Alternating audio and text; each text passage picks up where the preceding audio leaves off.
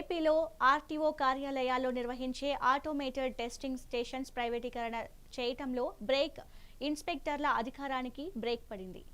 ఇక నుంచి కేవలం మోటార్ వెహికల్ ఇన్స్పెక్టర్ గానే చలామణి అవుతారు. అంటే వీరికి వాహనాలను ఫిట్నెస్ సర్టిఫికెట్ ఇచ్చే అధికారం లేదు.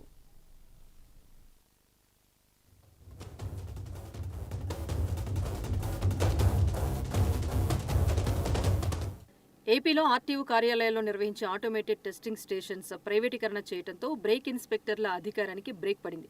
ఇక నుంచి కేవలం మోటార్ వెహికల్ ఇన్స్పెక్టర్ గానే చలామణి అవుతారు. అంటే వీరికి వాహనాలకు ఫిట్నెస్ సర్టిఫికెట్ ఇచ్చే అధికారం లేదు.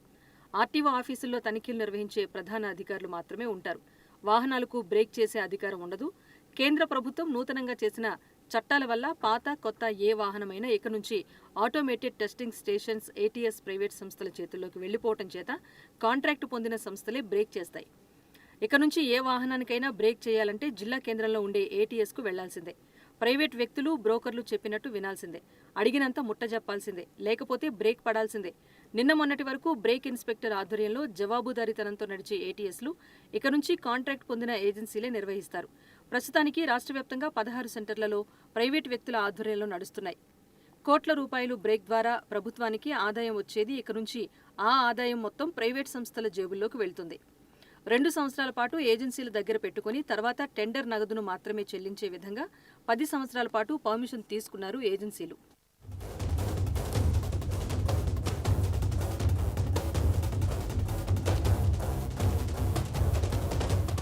ఇక ఇప్పుడు ఏటీఎస్ ఆటోమేటెడ్ టెస్టింగ్ స్టేషన్స్ ప్రైవేటీకరణ వల్ల వచ్చే దుష్ఫలితాలు వాహన యజమానులకు ఫిట్నెస్ సర్టిఫికెట్కు చెల్లించాల్సిన ధర పెరిగిపోతుంది. జిల్లా నలుమూలల నుంచి వాహనాలు ఏటీఎస్ సెంటర్కు వెళ్లి ఫిట్నెస్ను సర్టిఫికెట్ పొందడం కష్టతరమవుతుంది. ప్రభుత్వ పరంగా ప్రైవేట్ ఏటీఎస్ సెంటర్లపై ఎటువంటి నియంత్రణ ఉండదు. గుత్తాధిపత్య ధోరణి పెరిగిపోతుంది. జవాబుదారీతనం, పారదర్శకత ఉండే అవకాశం ఉండదు. ఎన్నో నాణ్యతా ప్రమాణాలు పరిశీలన, పరీక్షలు చేసి వాహన తయారీ అయిన తర్వాత రిజిస్ట్రేషన్ చేసే సమయంలో మోటార్ వాహన తనిఖీ అధికారి పరిశీలించి ధృవీకరించిన తర్వాత మాత్రమే వాహనం రిజిస్ట్రేషన్ అవుతుంది. కానీ అదే వాహనం కొన్ని సంవత్సరాలు ఉపయోగించిన తర్వాత వాహన ఫిట్నెస్ చేసే సమయంలో మాత్రం మోటార్ వాహన తనిఖీ అధికారి అదే వాహనాన్ని పరిశీలించాల్సిన అవసరం లేదనటం ఎంతమాత్రం సముచితం కాదు. ఏ ఏటీఎస్ సెంటర్లో అయితే ఎటువంటి నాణ్యతా ప్రమాణాలు పరిశీలించకుండా ఫిట్నెస్ సర్టిఫికెట్ ఇవ్వటం జరుగుతుందో అక్కడ వాహనదారులందరూ వెళ్లి ఫిట్నెస్ చేసుకుంటారు. ఒక్కొక్క వాహనానికి ఫిట్నెస్ సర్టిఫికెట్ ఇచ్చే సమయంలో 43 పరీక్షలు చేయాల్సి ఉన్నది. కానీ ఆ 43లో 8 పరీక్షలు మాత్రమే మిషనరీపై చేస్తారు. మిగతా 35 పరీక్షలు జవాబుదారీతనంతో ప్రైవేటు ఉద్యోగులు చేసే అవకాశం తక్కువ.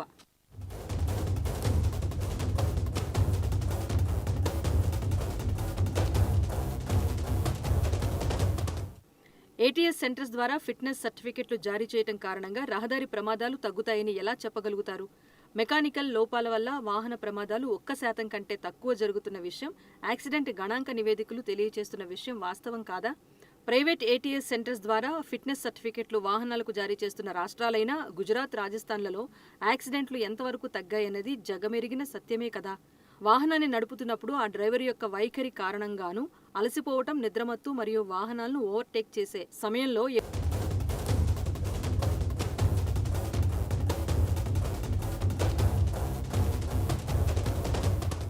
వాహనాలను నడిపే సమయంలో వాహనం వల్ల కూడా ప్రమాదాలు జరుగుతాయని సైంటిఫిక్ స్టడీస్లో నిర్ధారణ అయిన విషయం విదితమే కదా. ఏదైనా వాహనాల తనిఖీ అధికారి ఆ వాహనాన్ని తనిఖీ చేస్తారు కదా. అప్పుడు కూడా ఆయా వాహనాలను ప్రైవేట్ వ్యక్తులు తనిఖీ చేయవచ్చా అనే ప్రశ్న తలెత్తుతోంది. అలాగే ప్రైవేట్ వ్యక్తులు ఇచ్చిన ఫిట్నెస్ న్యాయస్థానాల్లో ఎలా చెల్లుబాటు అవుతుంది అనేది పెద్ద ప్రశ్న. ప్రధాని, సీఎం లాంటి అత్యంత ప్రముఖ వ్యక్తులు ఏదైనా ప్రాంతాన్ని సందర్శించే సమయంలో వాడే కాన్వాయ్ను కూడా మోటార్ వాహనాల తనిఖీ అధికారి సర్టిఫై చేయాల్సిన విషయం విదితమే కదా. మరి అలాంటి మోటార్ వాహనాల తనిఖీ అధికారి అదే వాహనాలకు ఫిట్నెస్ సర్టిఫికెట్స్ ఇవ్వడానికి మాత్రం ఎందుకు పరిగణలోకి తీసుకోరు? ఏదైనా ఒక కొత్త ఔషధం మార్కెట్లో విడుదల చేయాలంటే ప్రభుత్వ ల్యాబుల్లో పరీక్షించిన తర్వాతనే, ఔషధ నియంత్రణ అధికారులు అనుమతించిన తర్వాత మాత్రమే విడుదల చేస్తారు కదా.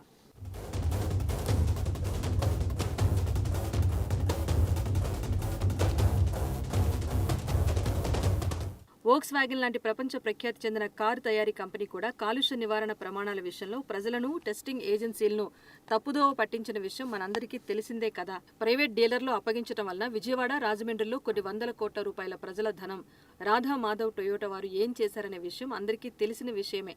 ఈ మధ్యన అదే వాహన డీలర్లు BH భారత్ రిజిస్ట్రేషన్ వాహనాల విషయంలో సుమారు 800 వాహనాలకు పన్ను తక్కువగా కట్టడానికి దొంగ ఫోర్జరీ పత్రాలను ఉపయోగించి కొన్ని 10 కోట్ల రూపాయలు ప్రభుత్వానికి నష్టం వచ్చేటట్లు చేయడంతో విచారణ కొనసాగుతున్నదన్న విషయం జగమెరిగిన సత్యం కదా.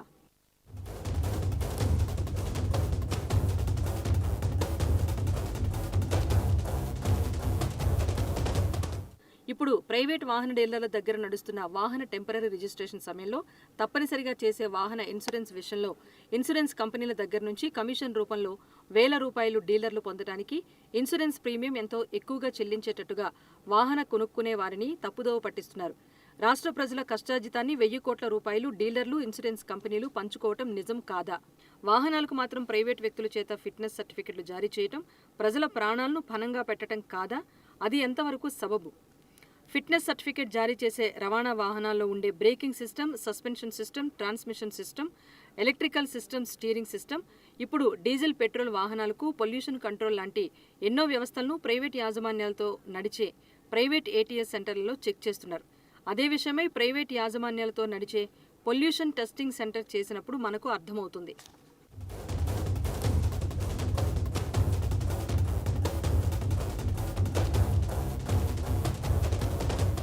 మన పక్క రాష్ట్రాలైన ఒడిశాలో ప్రభుత్వ ఆధ్వర్యంలో మోటార్ వెహికల్ ఇన్స్పెక్టర్లు కరెక్ట్గా ఫిట్నెస్ ఎంతో కాలం నుంచి ఇస్తున్నారు. ఇక అలాగే తెలంగాణ, కర్ణాటక, మహారాష్ట్రలో కొన్ని 100 కోట్ల రూపాయల బడ్జెట్తో ప్రభుత్వ రంగంలో సెంటర్లు ప్రతిపాదించిన విషయం ఒక్కసారి పరిశీలిస్తే ఎవరికైనా తెలుస్తుంది. ఇక రాష్ట్రంలో ప్రజల ప్రాణాలతో ముడిపడి ఉండే ఇలాంటి ATSలు ప్రైవేటీకరణ ఎక్కడ ఉండనివ్వకుండా ప్రభుత్వం దృష్టిలో పెట్టుకుని ప్రైవేట్ వ్యక్తులకు బ్రేక్ వేసే నిర్ణయం తీసుకోవాలని మోటార్ వెహికల్ వినియోగదారులు కోరుతున్నారు. సో ప్రభుత్వం ఎటువంటి నిర్ణయం తీసుకుంటుందో వేచి చూద్దాం.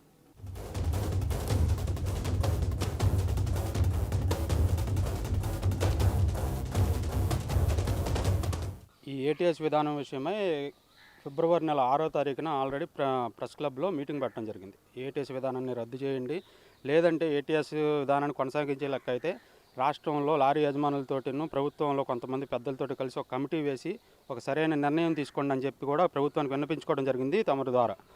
అయితే గత ప్రభుత్వం చేసిన కొన్ని ప్రైవేటైజేషన్ చర్యల్లో భాగమే ఈ ATS విధానం అనేది, ప్రైవేట్ వ్యక్తుల చేతుల్లో వ్యాపారాన్ని అప్పగించడం అనేది. ఈ ప్రైవేట్ వ్యక్తులు రవాణా ఫిట్నెస్ చేస్తే ఇది ఒక వ్యాపారమే. ఎవరు చేసినా సరే ప్రైవేట్ వాళ్ళకి వచ్చి ఒకటి అప్పచెప్తున్నాం అని అంటే వ్యాపారం. ప్రభుత్వాధికారి దగ్గరికి వెళ్ళి అయ్యా బాబు అని చెప్పి ఫ్రెండ్లీ గవర్నెన్స్ అనేది ఒకటి క్రియేట్ చేశారు. ఆ ఫ్రెండ్లీ గవర్నెన్స్లో విధానంగానే RTO ఆఫీసులకి లారీ యజమాని వెళ్ళి పరిస్థితులు చెప్పుకొని, లేదు ఇవాళ జరగలేదు, పరిస్థితుల కారణం వల్ల రాలేదు, ఆ స్లాట్ని మరుసటి రోజు మార్పించుకొని వెళ్ళి దగ్గరుండి చేపించుకొచ్చుకునేటువంటి అవకాశాన్ని తీసేసి పూర్తిగా ప్రైవేట్ వాళ్ళ చేతుల్లో పెట్టేశారు. వాళ్ళు ఏం చేస్తున్నారు, ఇవాళ ఏం చేసినా సరే వ్యాపారమే వాళ్ళు చేసేది. సుమారుగా లారీ వ్యవస్థ మీద గవర్నమెంట్కి సుమారుగా 5,000 కోట్ల పైచిలకు సంవత్సర ఆదాయం, నికర ఆదాయం. ఈ ఆదాయాన్ని అంతా ఎవరి చేతిలో పెట్టడం కోసం అని చెప్పి ప్రభుత్వం ఈ చర్యలకు తావిచ్చింది. వివరించి ఒక కమిటీ ఇచ్చిన రిపోర్ట్ని బట్టి ప్రొసీడ్ అయితే బాగుంటుంది. ఇప్పుడు మనం ఏది ప్రైవేట్, ఇప్పుడు మనం ఒక సొంతంగా ఒక వ్యాపారం చేయాలంటేనే నలుగురిని సంప్రదించుకొని 4 నిర్ణయాలు తీసుకొని చేస్తాం.